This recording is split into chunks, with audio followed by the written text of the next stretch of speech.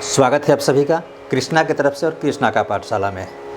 आइए आज हिंदी के कुछ ऐसे शब्दों के बारे में हम जानेंगे जो देखने में ऐसा लगता है कि अर्थ इनका समान है, एक जैसा है, लेकिन इनके अर्थों में अंतर है। उससे पहले दो आपसे निवेदन करेंगे। पहला निवेदन मेरा आपसे पर्सनल होगा कि जब आप वीडियो देखते हैं तो पूरा देखें और अपना कमेंट आप यूट्यूब पर करें, क्योंकि यूट्यूब पर हमेशा जो है वीडियो बना रहेगा और वीडियो के साथ आपका कमेंट रहेगा, तो आपका प्यार हमें हमेशा दिखेगा। और जो फेसबुक पर आप कमेंट करते हैं वो कम समय के लिए होता है, कुछ समय के बाद वीडियो वहाँ से डिलीट हम कर देते हैं। और दूसरा निवेदन होगा कि आप कभी भी हर किसी से हाथ न मिलाएं और अपने शीश को कभी भी हर किसी से हमें स्पर्श नहीं कराना चाहिए। बहुत लोग ऐसे होते हैं जो हर किसी से, कोई भी आता है उसे टीका करा लेते हैं। ये गलत बात है। अपने ललाट सिर का स्पर्श हर किसी से नहीं कराना चाहिए। हो सकता है वो कैसा व्यक्ति है, उसका कर्म कैसा है। हाथों में हमारी बहुत बड़ी शक्ति होती है। हम हाथ सबसे मिलाते हैं, हो सकता है वो उसका कर्म अच्छा न हो, क्योंकि हमें कहा जाता है कि सुबह उठिए तो सबसे पहले अपने दोनों हथेलियों का दर्शन कीजिए। तभी तो कहा जाता है कि कराग्र बस्ते लक्ष्मी कर मध्य सरस्वती कर मूल्य तू गोविंदम प्रभाते कर दर्शनम। ये मंत्र हम बोलते हैं जब हाथ देखते हैं। तो स्पर्श मंत्र के अनुसार कि सरस्वती लक्ष्मी यानी गोविंदम का इसे दर्शन होता है, और उसके बाद हम अपने बाकी कार्यों को करते हैं, या धरती का नमस्कार करें, उसके बाद अपना बिस्तर छोड़ते हैं। तो इसलिए हमारे हाथों में ताकत है, इसलिए हर किसी से हमें हाथ नहीं मिलानी चाहिए और सिर का स्पर्श हर किसी से नहीं करनी चाहिए, क्योंकि हो सकता है उसका कर्म अच्छा ना हो तो उसकी नकारात्मक ऊर्जा हमें प्रभावित कर सकती है।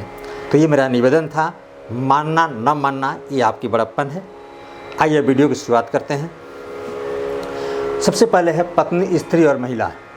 तो पत्नी, जैसे संसार में दो ही होते हैं, नर नारी, जो मानव जाति में होता है, यानी तो एक नर पक्ष एक नारी पक्ष। तो नारी पक्ष में सबसे पहले क्या होती है, जो है लड़की होती है। लड़की के बाद जब शादी होती है तो वह किसी की पत्नी बन जाती है। तो कहा जाता है कि किसी की विवाहिता किसी के भी विवाहिता स्त्री जो होती है वो पत्नी कहलाती है, यानी जिसकी शादी हो जाती है वो क्या होती है, किसी की पत्नी होती है। अब पत्नी में एक धर्म पत्नी और एक पत्नी, दोनों में अंतर है। रावण की पत्नी मंदोदरी धर्म पत्नी थी, लेकिन धृतराष्ट्र की पत्नी गांधारी धर्म पत्नी नहीं थी।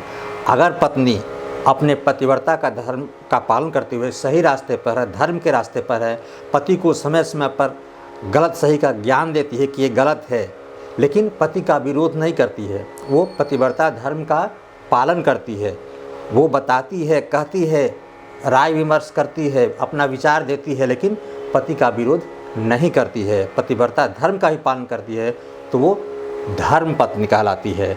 और बाकी पत्नी जो शादी होती है, और आज की पत्नी धर्म पत्नी तो मुश्किल से, चलिए दूसरी बात है उसमें जाएंगे हम। और स्त्री, कोई भी औरत वो स्त्री कहलाती है या नारी कहलाती है, नारी कहिए या स्त्री।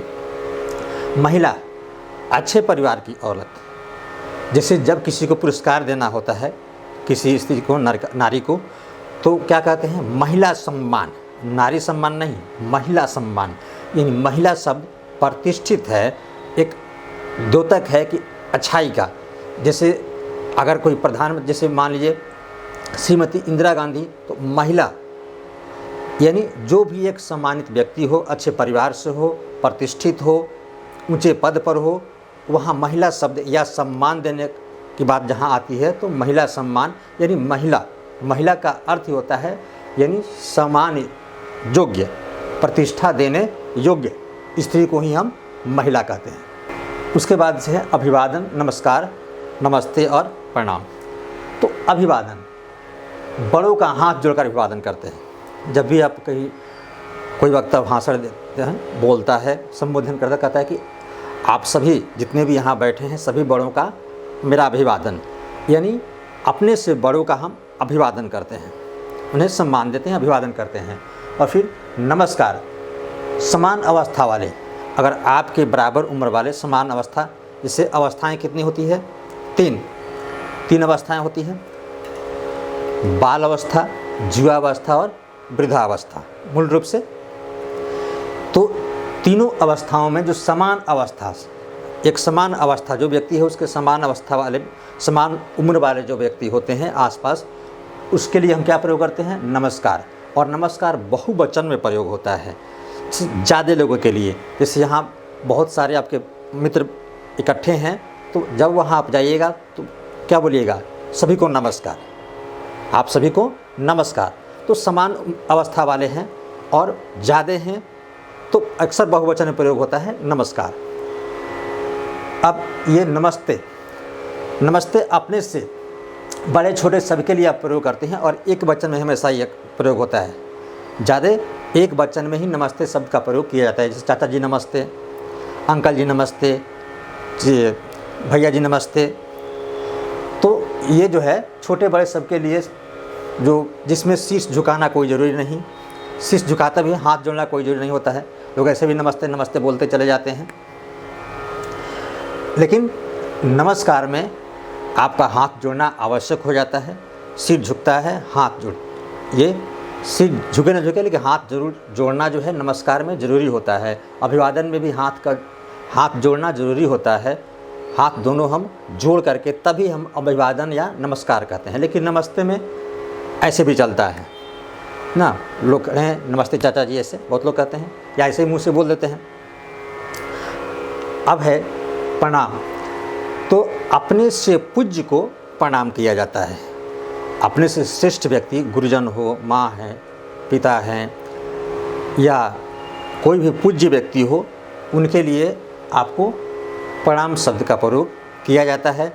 इसमें एक साष्टांग प्रणाम भी, यानी साष्टांग प्रणाम का मतलब होता है कि हम अपने आप को समर्पित कर देते हैं, हम अपने आप को उनके हवाले करते हैं, अपने गुरु या माँ पिता जो भी हैं। आजकल साष्टांग प्रणाम का तो पहले ये बहुत ज़्यादा थी, जब गुरुमुखी विद्या थी तो इसमें तो केवल साष्टांग प्रणाम ही था। अब जो है, अब तो साष्टांग प्रणाम तो दूर की बात है, अब तो इसमें पैर भी, चरण स्पर्श भी किया जाता है, वो प्रणाम के ही श्रेणी में आता है। यानी गुरु माता पिता अपने पूज्य व्यक्तियों से आशीर्वाद लेने की हम चरण स्पर्श करते हैं, वही प्रणाम के श्रेणी में आता है।